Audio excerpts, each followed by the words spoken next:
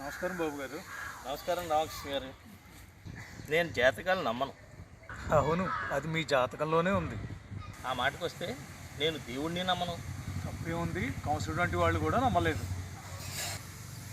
అవును, నాకు దేవుణ్ణి చూపించగలరా? ముందు ఆయన మిమ్మల్ని చూడటానికి ఇష్టపడాలి కదా. ప్రసాదాలు గుండిగలు దేవుడికి సమర్పించేస్తారు. మరి దేవుడే కనుక నిజంగా తింటే కొంచెమైనా తగ్గాలిగా. ఒక్క మెతుకు కూడా తగ్గదేంటి? మీకు పుస్తకం చదివే అలవాటు ఉందా? బాగా. ఆ మాటకు వస్తే నేను చదివినన్ని పుస్తకాలు ఇంకెవరూ చదివి ఉంటారేమో. సరే, మీరు పుస్తకం చదువుతారు. మీరు చదివిన తర్వాత అందులో ఒక్క అక్షరం కూడా మాయం కదే. మరి మనుషుల్ని దేవుడే పుట్టిస్తే అంతా సమానంగా ఉండాలిగా.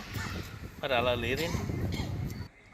అదేంటి, అందరూ 9 నెలల గర్భంలో ఉండి నగ్నంగా పుట్టి వెంటనే కెవ్వుమని అరుస్తారుగా, మీతో సహా. సరే, అది వదిలేద్దాం.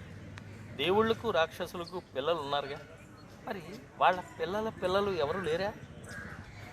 లేకే ఉన్నాగా, మనమంతా వాళ్ళ సంతానమే. కోర్స్ నేను దేవుడికి ప్రతినిధి అయితే మరి మీరు దేవుడు సర్వాంతర్యామి అంటారుగా. మరి అలాంటప్పుడు గుడిలో విగ్రహం ఎందుకు? మీలాంటి వాళ్ళకి నిగ్రహం తక్కువ కదా, దాన్ని నిలబెట్టడానికే విగ్రహం. అవును, దేవుణ్ణి తలుచుకోకపోతే జరగదా? మీరే చెప్పాలి. క్షణం కూడా మీరు ఉండట్లేదుగా దేవుని తలుచుకోకుండా.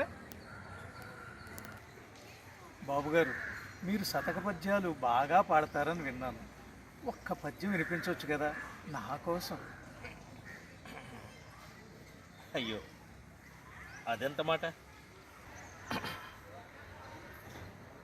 భండన భీముడు ఆర్తజన బాంధవుడు ఉజ్వల బాణతూణ కోదండ కళ ప్రచండ భుజతాండవ కీర్తికి మారమమూర్తికి రెండవ సాటి దైవమిక లేడు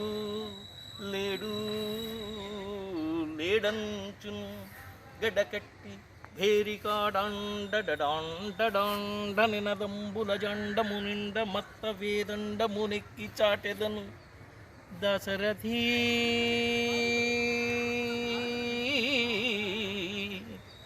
కరుణాపయోనిధి దశరథీ కరుణాపయోనిధి. ఏమండోయ్, నేనేదో శతక పద్యాలు పాడాను, అందున దాశరథి శతక పద్యం పాడానని నేనేమన్నా రాముణ్ణి దేవుణ్ణి నమ్ముతాను అనుకుంటున్నారేమో. నేను నమ్మను, చస్తే నమ్మను. బాబుగారు, మీరు రాసిన నాస్తికత్వం అనే పుస్తకం చాలా ప్రాచుర్యం పొందిందండి. చాలా థ్యాంక్స్ అండి. కానీ బాబుగారు, అందులో ముందు మాట ఒక ప్రముఖ ప్రవచనకర్తతో రాయించారు. నాకు ఇష్టం లేదండి. ఆ మాటకు వస్తే నేను నాస్తికుణ్ణి, నాకు ఎలా ఇష్టం ఉంటుంది చెప్పండి. కానీ ఆ ఖర్చు భరించి ఆ పుస్తకాన్ని పబ్లిష్ చేసిన ఆయన గొప్ప స్వామిభక్తుడు. ఏం చేస్తాం, కాదనలేకపోయా. ఆయన కోరిక కాదనలేక అది. ఏముందిలేండి, ఓం అనే అక్షరంతో మొదలైన ముందు మాట మంగళాశాసనంతో పూర్తయింది. సరేనండి, ఇవన్నీ ఎందుకు? సనాతన ధర్మం అంటే ఏమిటో ఒక ముక్కలో చెప్పండి. మీరే. నేనా? సాక్షాత్తు మీరే. అవునండి, దాన్ని పదే పదే ప్రజలు గుర్తు చేస్తున్నా మీలాంటి వాళ్ళు కాక ఇంకెవరు చెప్పండి. వదిలేయండి బాబుగారు, ఇవన్నీ రోజు ఉండేవే. అవును, ఈ మధ్యన అంతర్జాతీయ నాస్తిక మహాసభలు జరిగినాయి కదా, బాగా జరిగినాయి అంటారా? బాగా జరిగాయండి. ఒక రోజా 2 రోజులా? 3 రోజుల పాటు. పైగా అంతర్జాతీయ నాస్తిక మహాసభలు.